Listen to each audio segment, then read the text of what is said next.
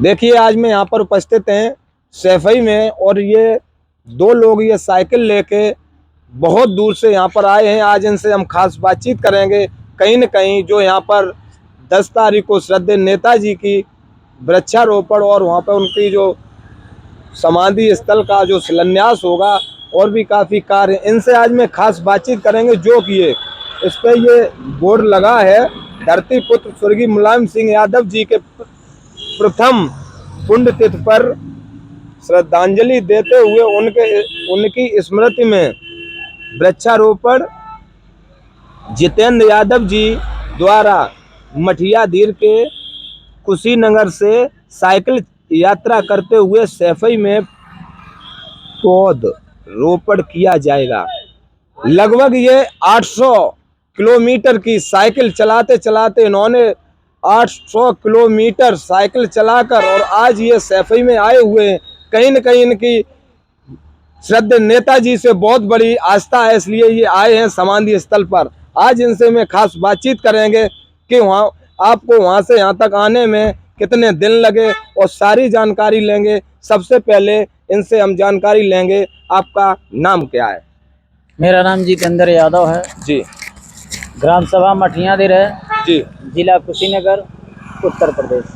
अच्छा, ये आपने कितने दिन से ये शुरुआत की और आज यहाँ पर आपको यहाँ पर आने में कितना समय लगा है?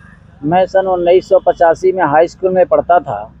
स्वर्गीय गणपत गुप्ता जी ने पर्यावरण के बारे में बताए जी। उसमें उनके बातों को मैं सुन करके उसको आदर्श बना लिया और वहीं से वृक्षारोपण का कार्यक्रम शुरू किया। खास बात आपकी ये है कि जो आप यहाँ सैफई में आए हो श्रद्धेय नेताजी की समाधि स्थल पर वृक्षारोपण के लिए। जी सर। कितने आपको वहाँ से यहाँ तक आने में कितने दिन लगे? हम 21 सितंबर को चले हैं, आज जो है कि 6 अक्टूबर है। लगभग 15 दिन। जी सर। तो आज यहाँ तक आए हैं। नेताजी को कैसे देखते हो आप? हम नेताजी को पहले तो नेताजी सब लोग कहते हैं, लेकिन नेताजी को पहले तो हम कुल गुरु कहते हैं जी। आज वह नहीं है जी। तो हम उन्हें कुल देवता कहते हैं। जी। अपनी अपनी बात, अपनी अपनी सोच है, जो ये मेरी निजी सोच है, जैसे मैंने कहा। जैसा हमने अभी कैमरा के सामने बताया है कि जो आपकी सैफई से और जो आपका ये डिस्ट्रिक्ट है जी, तो वहाँ से यहाँ तक 800 किलोमीटर। जी सर, लगभग 800 किलोमीटर। 800 किलोमीटर की दूरी तय करके आज ये सैफई पहुँचे हैं। एक लोग और हैं, इनसे भी आज में जानकारी लेंगे। सबसे पहले आप अपना नाम बताएं। सर नमस्कार, मेरा नाम धर्म प्रसाद है और कुशीनगर का रहने वाला हूँ। और आने में तो बहुत सी कठिनाइयाँ हुई, बहुत सी दिक्कत हुआ है। मतलब अब तो आ गए हैं मंदिर पे और 10 तारीख को पौधा लगाएंगे, उसके बाद यहाँ से फिर। हाँ, अरे दिक्कत तो काफी हुई होंगी। 800 ज़्यादा किलोमीटर साइकिल चलाना ये कोई छोटी बात नहीं। जी सर, जी जी, बहुत ज़्यादा दिक्कत हुई है। रास्ते में तो एक बार ऐसे हुआ कि हमारे मतलब अगर बच्चे नहीं होते तो ट्रक मतलब दाब दिया होता, हम मर गए होते उसी दिन। मतलब दोनों आदमी अच्छा, खत्म हो गए होते। तो हिसाब से चलना दिन में, रात को नहीं। नहीं, सुबह के समय था, हम साइड से चल रहे थे और तब तक बहुत काफी मतलब दिक्कत रास्ते में। बहुत को नींद आ गई और ड्राइवर ने डिवाइडर पे ट्रक चढ़ा दिया। फिर ये लड़का चिल्लाया, फिर मैंने मुड़ के पीछे देखा तो हम कहे कि चलो फिर ऐसा करते हैं कि रुक लेते हैं, उसके बाद चलते हैं। जब बड़ी नेशनल हाईवे रोड है, बड़ी गाड़ियां चलती हैं, तो मेरे साइकिल को पौधे से हिला दे। किसी तरह से बचते बचाते हैं और बस होटल में कहीं खाना खा लेते, रोड पे सो लेते, फिर समय मिलता फिर चलते, ऐसे ही करते यहाँ तक। कहीं न कहीं इनका ये कहना है कि 800 किलोमीटर की जो साइकिल यात्रा इन्होंने की है और आज ये सैफई में यहाँ पर आए हैं श्रद्धेय नेताजी की समाधि स्थल पर। और ये कोई छोटी बात नहीं है, 800 किलोमीटर साइकिल चलाना धीरे धीरे, ये 15 दिन में आज आए हैं। और भी लोग हैं, इनसे आज में खास बातचीत करेंगे।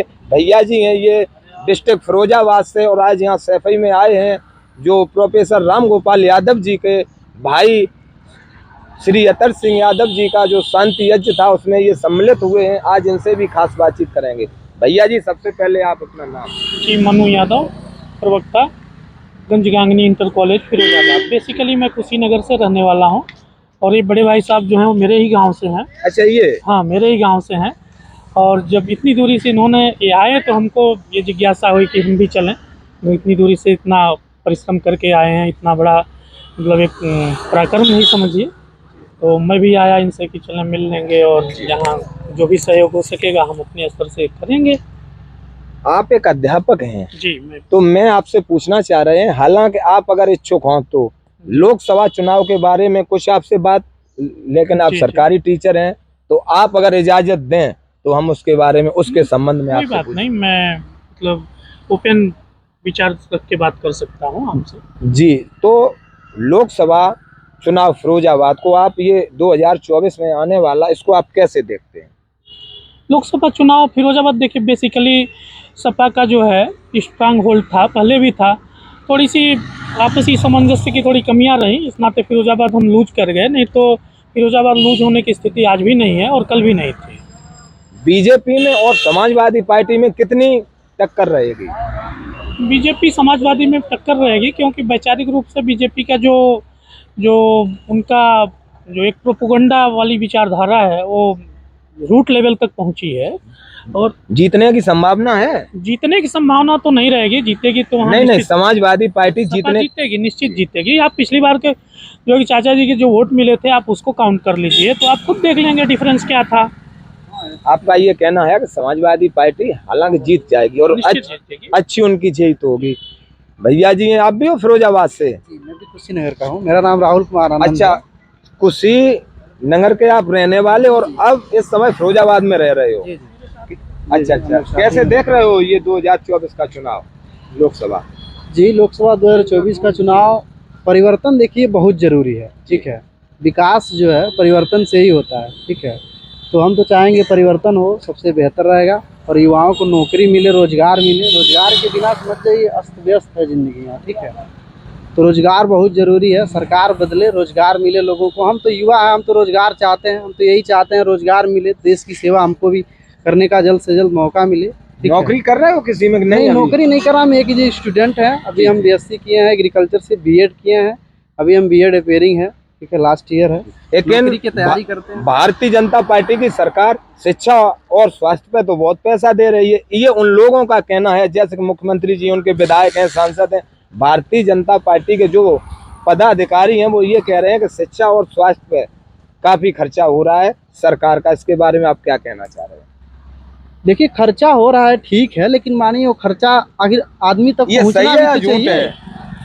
देखिए, मीडिया कुछ भी दिखा देती है, लेकिन सच तो फिर अब आदमी जो करीब से देखेगा वही जान पाएगा। क्योंकि एज ए स्टूडेंट तो हम नहीं देख पाते हैं कि उतना कुछ गरीबों के आपके बारे में, गरीबों के बारे में सोच पाती है। मानिए अगर खर्चा करती तो स्वास्थ्य सेवाएं ऐसी थोड़ी ना रहती, शिक्षा और तेज होता, रोजगार मिलता, नौकरियां मिलती।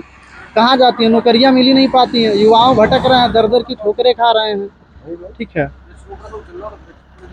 ऐसा है, ये लोग थे फिरोजाबाद से, इनसे हमने 2024 के बारे में बात की है और ये लोग जो आए इनसे भी हमारी बात हो चुकी है। ये इनकी सबसे बड़ी बात ये है कि इन्होंने 800 किलोमीटर साइकिल चलाकर और ये 10 तारीख को श्रद्धेय नेताजी की समाधि स्थल पर वृक्षारोपण करेंगे। तो इनसे आज भी हमारी बात हुई है और 10 तारीख को आपसे हमारी दोबारा फिर बात होगी। जी बताएं। कि मैं 1985 से इस काम को करता हूँ जी। लावारिस पौधों को लाता हूँ, अपने घर में एक छोटी नर्सरी है, उसमें परवरिश करके 1 फीट से लेकर के 22 फीट तक पौधे तैयार करता हूँ। आज तक मैंने 30,000 पौधरोपण किया, जिसमें 29,000 हमारे पेड़ बनकर तैयार हैं। कब्रिस्तान, श्मशान, खेल के मैदान, प्राइमरी पाठशाला, सड़क के किनारे, और 15 गांव को मैंने हरा भरा किया है। आज तक मेरा ये रिकॉर्ड रहा कि जो पौधे मैं लगाता हूँ उसे पेड़ बनाता हूँ, और उसे गारंटी के साथ कैमरामैन भाई साहब और मीडिया भाई से रिक्वेस्ट करता हूँ कि मेरे पेड़ बने हुए पौधे को, पेड़ जो बने हैं उन्हें दिखाया जाए।